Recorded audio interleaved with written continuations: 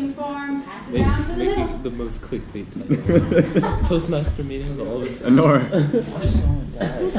it's your job. Yeah.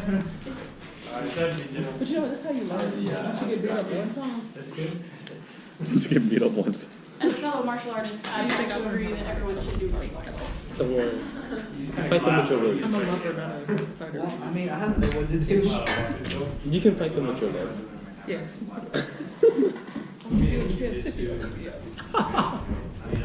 know what? I still kiss you. So don't discuss it.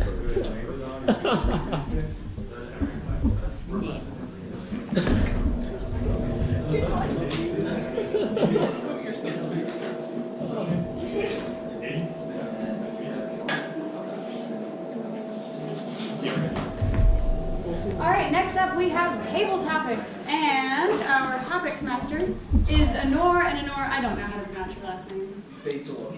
Beytulov? Yeah. All right, Onur Beytulov. Welcome, Onur.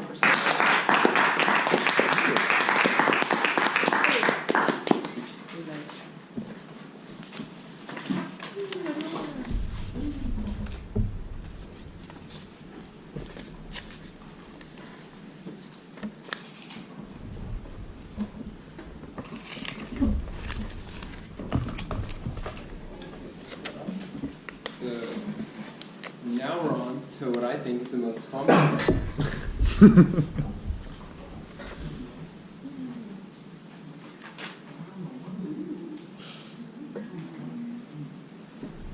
The most fun part of the meeting, table topics.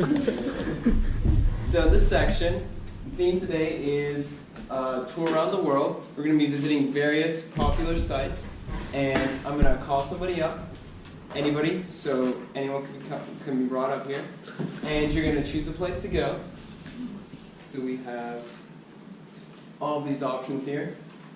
And I'm going to give you a little bit of background, and then prompt you with a question, and you're going to have 1 to 2 minutes to give a reply. Alright? So starting off, can we have you right there? Just you. What? I can't get picked.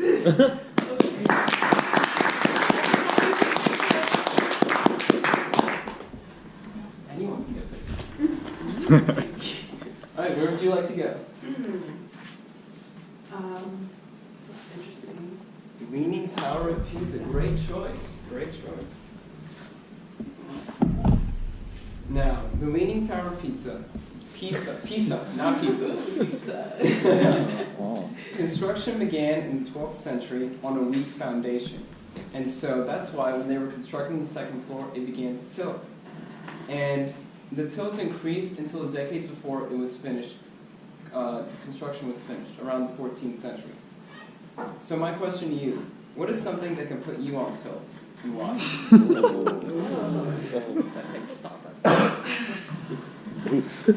Something that can put me on tilt would be when people eat with their mouths open. I feel the internal cringe every single time I hear that nasty sound that goes hung, hung. I know you're enjoying them chips, but please. But the worst sound ever is gum. The sound of gum. My dad, he has that problem, and like, I try to tell him, please, can you keep it to a minimum? Because I know some people can't control like eating with their mouths open, but like, he does it on purpose because I know it annoys me. He's just like, whatever, I raised you, so you just gotta deal with me. It's like, okay, thanks. So I just hate the sound of like mouth chewing. I hate the sound of like anything that just sounds gross. I don't want to imagine like your food just constantly being moved around in your mouth. Just please stop, guys. It's easy. I know this sounds so mean, and like I try to ignore it, And it really depends on the person. Sometimes I don't notice it, but if I'm like focusing on my surroundings, I hear it and I get pissed off. Fun fact, I don't get annoyed with chewing when I'm watching a television show, which is really weird. But I guess reality just wants to strike me like that. So yeah, I hate not chewing. That tilts me so much. I want to go there, by the way. Bye. I'm sure we all agree we don't like the person who chews with their mouth open. Yeah. Yeah, I don't like myself, yeah. Up next, how about you? Yeah, big mouth, yeah. I knew it. Where would you like Which to one of you is in Asia? I'm sorry? Is any of you, are you in Asia? Talking about Swedes again. The Great Wall. What's wrong with India? Hey, he just learned some Muay Thai, you better watch out. Oh gosh, what did we say? Never mind. Alright, Stonehenge is a World Heritage Site whose origins and purpose are shrouded in mystery. Radiocarbon dating suggests it may have been built around 2400 BC, and one of the best ideas suggests it was an ancient burial ground. So if you could revive one person and get to meet them, who would it be and why? And what would you talk about? Very good question. Now, this person that I would revive is something that we all in this room would miss if that person was dead. This person brings joy, laughter. She tells wonderful stories and presents the best speeches in Toastmasters. This person is going to graduate with her PhD. This person is friendly, loving, caring, nice. So many wonderful adjectives. She's also very Zach Masterful. Now, you're probably wondering, of course, Jessica, that's you. Of course we would hate to see you gone, and I would too. And I would like to bring myself back to life for one day. This is why I say this. I could only imagine that some of my families would be in absolute disarray, crying because they miss me. Maybe there would be some confusion over who would get the $5 in my bank account or who would have my car. And even though I would have made those things very clear in the will, I think maybe I just need to come back to life and be like, look, you need to stop crying about me because you didn't even like me in the first place. You can have my car. And Zach, now that I'm dead, you can officially become the best speaker in the club.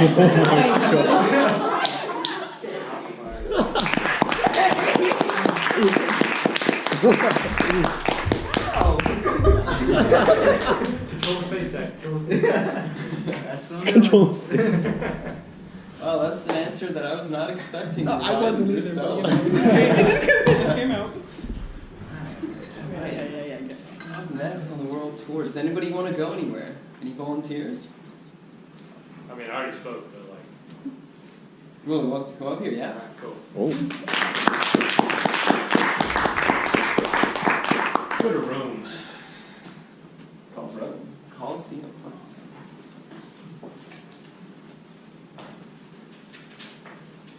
Come on, we don't want to waste Jessica's time here. Exactly. Thank you. I think it is. Now, the Colosseum is also known as the Flavian Amphitheater, and was built in 80 AD under 3 emperors, which are known as the Flavian dynasty. If you were an emperor, what would be your first decree, and why? Well, all narcissists would be locked up, that's for sure.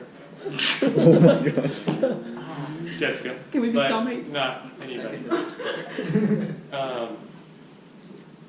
You say the first, or like just in general? Well, if you have more decrees, go for it. Okay. You're not emperor after all. Yeah, right? whatever you say goes. Everybody does jujitsu, for sure. No, I don't know. I could get political with this. I could go. I don't know. I'd probably give up all my money and wealth and fame, kind of like pour it into the country and the people, and see where it goes from there. Because honestly, I think that's where our country should go as far as the wealth distribution. But you know, I don't know. I'm not really an emperor. That's actually a really bad question for me because I'm not really the ruling type. I don't know. I'm sorry I'm boring y'all. I'm usually not this boring. I promise. Free ice cream for everybody? I don't know. What do the kids like these days? What kind of emperor would you like? What? What kind of emperor would you like to be remembered as? Benevolent. If anybody here reads old literature, Marcus Aurelius, he's pretty good. I like his stuff. I know, I sound old. Talking about Roman literature. And I'm sorry I wasted a perfectly good table topics by not being my interesting self. But I am at time, so the emperor resigns at this point.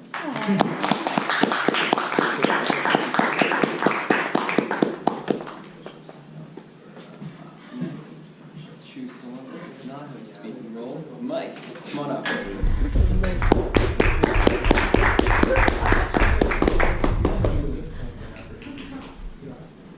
Where would you like to go? I go to the Great Pyramids. Great Pyramids. Great choice. The Great Pyramid of Giza. It is the oldest of the 7 wonders of the ancient world, and also the only one still here today. It served as a tomb for the pharaoh and helped him continue into the afterlife. So if you could be reborn as any animal in your next life, what would it be and why? I would be reborn as a falcon because I love the falcons, even though they suck so bad. I feel like a falcon can be a huge advantage compared to a human because they have great speed, they can fly. They can also be very non-clutch, as in the Super Bowl, but that's not, I don't want to talk about that. But the main reason is because they like to eat a lot of different prey. It's not just like rats and like other dead creatures. They can also go to the barns and eat other things like such. I seen a falcon eat hay before, which is a little weird. But I don't know if that falcon was a little drunk, but it's a big oof for me. Another thing good about falcon is that they have really good eyesight. So I know I have really bad vision. I got glasses when I was in 3rd grade. If anyone here has contacts, my prescription is a -7.0, which is kind of bad. But, so falcons can see prey from far away, so I can just see if I want, for example, if I want to go eat at Tate, I don't have to go to Tate to see what's on the menu. I can just stand outside the window. Yeah, that is one good thing about a falcon. Thanks.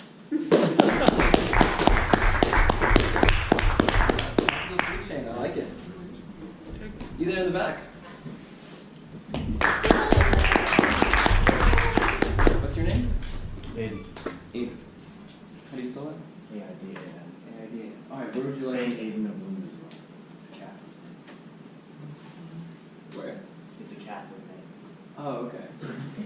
It's like never heard of Alright, where would you like to visit? Russia. Russia. St. Basil's Cathedral. So St. Basil's Cathedral was commissioned by Ivan the Terrible, and legend has it that after the architect Postnik Yakovlev finished it, he was blinded so that he could never create anything like it again. So if you had to live with only 4 senses, which one would you drop? And why? Definitely taste. It's fun. I'm really into bodybuilding, so I basically just have to eat a lot of stuff that doesn't taste great just because that's what you have to do. It's just like constantly eating really low-grade proteins. So I wouldn't mind if everything just kind of tasted the same. I wouldn't really want to lose any senses just because I think that part of what gives life its richness is kind of experiencing the world, and anyone else who's trying to find any other meaning of life can have fun with that, but I'm just going to stick with it. I'm just supposed to live it, and that's it. Yeah. I really don't know where to go from there with this. Yeah. I don't know. That's it. Okay. Yeah, thank you.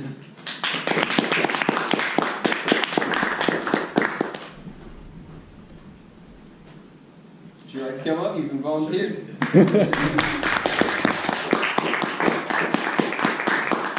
How's it going?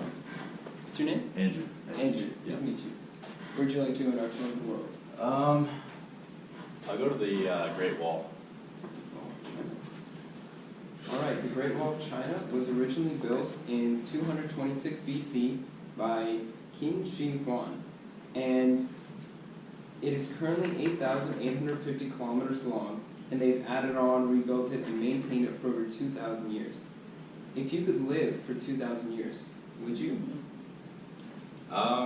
If I could live for 2,000 years, I would absolutely live for 2,000 years. Probably by year 1,000, it would get a little bit old, but to have the opportunity to live for 2,000 years only comes once in a 2,000-year lifetime. So, I mean, with that being said, yeah, absolutely, I would love to live 2,000 years, and if there's any way to bottle that process up and be able to reproduce it for other people, I think that would be a great thing for humanity. Obviously, this could be used negatively. There could be people out there that you would like to die early, that have evil intentions with the world, and you know those people should not live for 2,000 years. But myself, I think that I would love to use it for a great cause for humanity going forward. I think that after year 500, you start coming into certain subjects with just superior knowledge, maybe a cure for cancer, some schools of thought to stop war and stuff like that. So overall, I think it would be a great thing, and I would definitely love to live 2,000 years.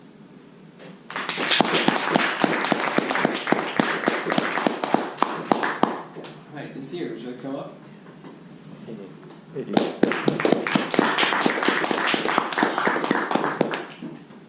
Machu Picchu, great choice. So, Machu Picchu is a 15th century Incan citadel located on a mountain ridge in Peru, 2,430 meters above sea level. And it was undiscovered for roughly 500 years. In 1911, Hiram Bingham discovered it. So if you could put one thing in a time capsule that would be opened 500 years later, what would it be? Ooh, that's a good question. That people wouldn't want to discover in 500 years. Well, in 500 years, I think we're going to be a very advanced society and one thing I would preserve is the whole collection of SpongeBob episodes. And I think that this should go in the capsule to be rediscovered after 500 years, because after some time, so basically when, like, in 20 years, everyone's going to stop watching SpongeBob. And then after everyone stops watching SpongeBob, society's just going to go downhill. Like, really downhill, basically like Trump downhill. And after 500 years, we might like be on the like tipping point of world destruction, and SpongeBob will help bring all that back, because SpongeBob, he like has a joy for the world. He likes making Krabby Patties every day for no money at all. And if everybody watched SpongeBob, it'll just make the world a better place, which I think will be very helpful in 500 years. Thank you.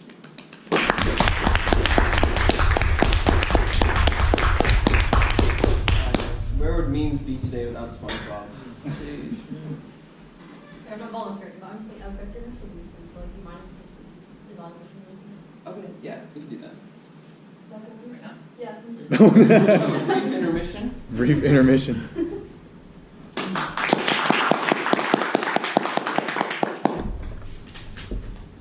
Okay, so I will be evaluating. Who am I evaluating? Jake. Yes. Okay, so this was Jake's first speech, and I thought it went very, very well. There's a couple points I want to run through. So to begin, you started off with WTF, and immediately I was thinking, what the is he gonna talk about? Because there's like, with that one statement, you can go anywhere, right? So I thought that was very clever of you to do so. I also liked how you you kind of placed us into the situation of, I think I want to ask the girl out, but I don't know if I can. I don't know if I have the guts to. And I'm sure like every single guy in here has kind of had that moment of it's time to buckle down and do this, but eventually, like sometimes we don't. He established his objective of the 3 things he wanted to get across, and he also made a really good joke about Jake from State Farm, which I really liked.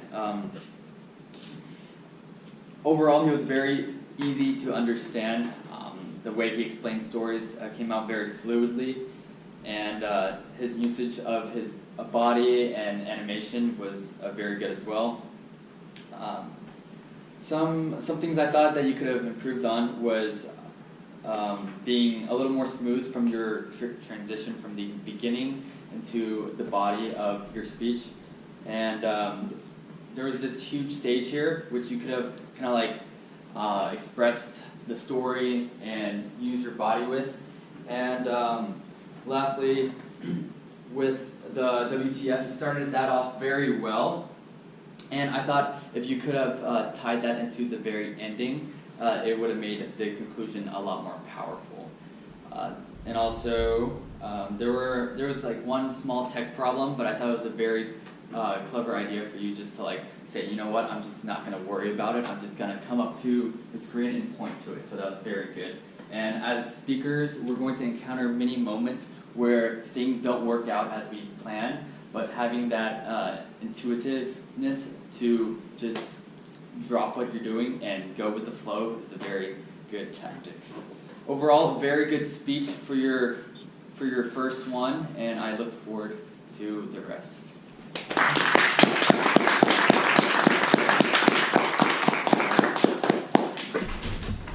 And we're back to traveling around the world. Let's see, who to call? Vivyen.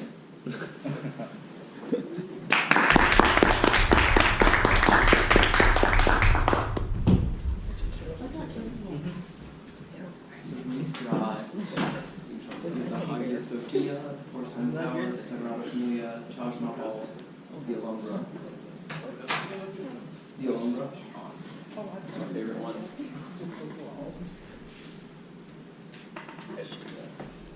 The Alhambra is located in Granada, Spain, and it was built in the mid-13th century for the Nasrid dynasty. And the Nasrid emperors kept adding on to it over the years until it was finally conquered in 1492 by King Ferdinand and Queen Isabel. So what would you like to pass along from generation to generation as an heirloom in your family?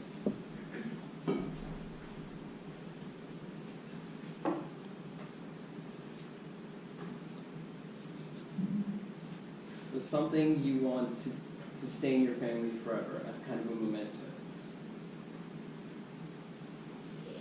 I would want something powerful to keep going through my family because, you know, we go through rough times in life and just through immigrating from Vietnam to America.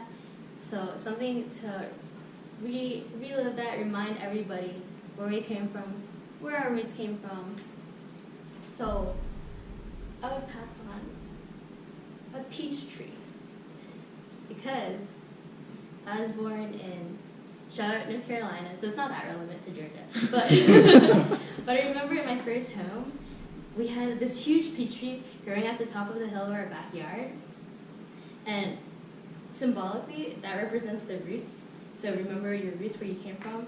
But I also remember talking to my dad, and I asked him, what are we going to do if we move? Because in my mind, 7-year-old Vivyen, I thought we were going to live as a family forever. And we were going to live in that house forever. And the thought of moving and not having the trees in our backyard or the trees with us didn't occur to me. So he told us, because we have that peach tree, plum trees, apple trees, we have a lot of like trees and plants in the backyard. He told me that he would dig it, uproot it, and bring it on the airplane with us. And when we moved to Kansas City, Missouri, guess what didn't come with us? So I would one-up my father and pass it down to the rest of my family.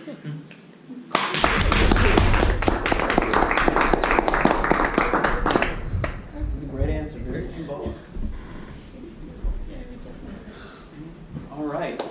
final trip, final destination. Oh gosh. Who wants to leave the state of Georgia today? Let's have Serena.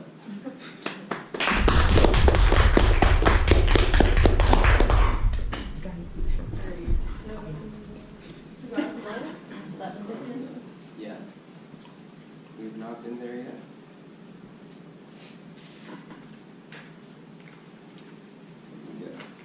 So the Sagrada Familia construction began on March 19, 1882, and Gaudi was the main designer.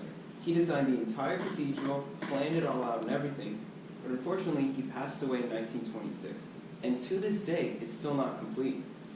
So if you did not have to sleep, what would you do with all your extra free time? Oh my gosh. This question is so, wow. You know, I would be so productive if I didn't have to sleep. Honestly, because you have this limited resource called energy, and you also have this limited resource called time. And with this, there's not a whole lot you can do if you have to sleep for half of your life. And you know, like humans, we're always trying to be productive, we're trying to keep the ball rolling, and just keep on hustling, keep on grinding. But you know, sometimes we're just meant to not be productive all the time because we just gotta lay down. Like, what kind of